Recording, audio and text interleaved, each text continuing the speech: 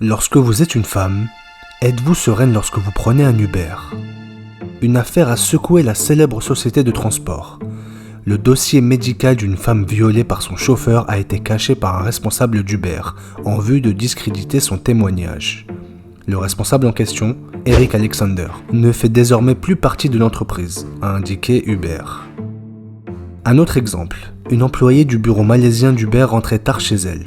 Elle se rendit compte qu'elle était suivie par un groupe d'hommes faisant partie d'un gang local.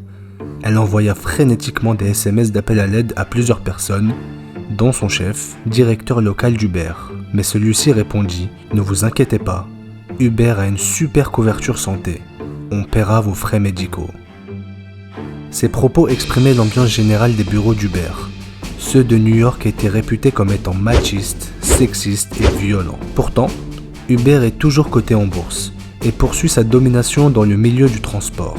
Un article récent annonce même qu'Uber va se lancer dans la livraison de cannabis aux États-Unis. Même avec une mauvaise conscience, on commande un Uber. En réalité, ce n'est pas étonnant. Des entrepreneurs de génie ont travaillé d'arrache-pied pour rendre leur création indispensable à tous. Aujourd'hui, je vais vous dévoiler les coulisses du géant américain et vous n'êtes pas au bout de vos surprises.